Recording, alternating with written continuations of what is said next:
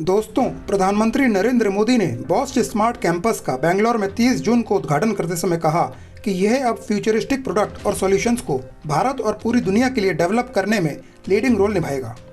दोस्तों, आपको बता दें कि बॉस्ट ग्रुप टेक्नोलॉजी और सर्विसेज का एक लीडिंग सप्लायर है और यह आर्टिफिशियल इंटेलिजेंस और इंटरनेट ऑफ थिंग्स पर आधारित एक कंपनी है और इन्हीं दोनों पर बेस्ड अपनी एक्टिविटीज़ को बहुत तेज गति से बढ़ा रहा है। Congratulations to Bosch India on completing 100 years. This is a special year for both India and Bosch India. Our nation is celebrating 75 years since independence, and you are celebrating a century of your presence in India.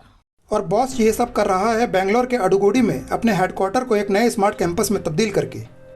इस नए smart campus का नाम spark NXT रखा गया है।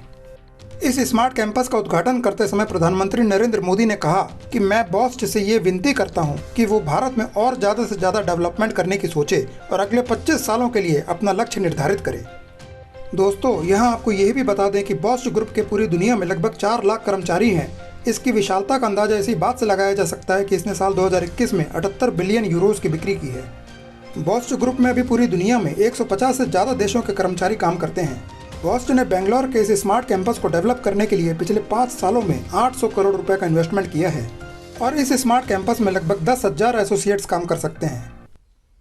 I am also happy to inaugurate the Bosch Smart Campus. This campus will certainly take the lead in developing futuristic products and solutions for India and for the world. Modi ने अपने उद्घाटन भाषण में ये भी कहा कि साल 2022 भारत और बॉस्ट इंडिया के लिए एक स्पेशल साल है क्योंकि भारत अपनी आज़ादी का 75वां साल मना रहा है, जबकि बॉस्ट भारत में अपनी उपस्थिति के 100 साल पूरे कर रहा है। दोस्तों, यहाँ आपको ये बता दें कि 100 साल पहले बॉस्ट भारत में एक जर्मन कंपनी के तौर पर आई थी और इसी सिलसिले में प्रधानमंत्री मोदी ने ये भी कहा कि अब यह कंपनी उतनी ही भारतीय है जितनी German. I urge Bosch to think of doing even more in India. Set goals for the coming 25 years of what your team can do. 100 years ago, Bosch came to India as a German company. But today, it is as much Indian as it is German. यह German engineering और Indian energy के combination का एक नायाब उदाहरण है। दोस्तों, बॉस्ट group अभी भारत और पूरी दुनिया में सस्टेनेबिलिटी पर सबसे ज़्यादा ध्यान दे रहा है। यह भारत में अपनी ऊर्जा ज़रूरतों का 85% अपनी छतों पर लगे सोलर पैनल से लेता है और अपनी पानी की ज़रूरतों का 2/3 हिस्सा रेन वाटर हार्वेस्टिंग से लेता है।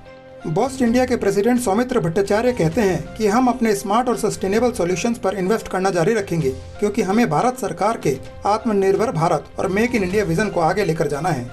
वहीं कर्नाटका चीफ मिनिस्टर ने भी कहा कि बेंगलोर पूरी दुनिया में एक टेक्नोलॉजी हब है और पूरी दुनिया के सबसे ज़्यादा research and development centre Bharat के बेंगलोर में ही मौजूद हैं।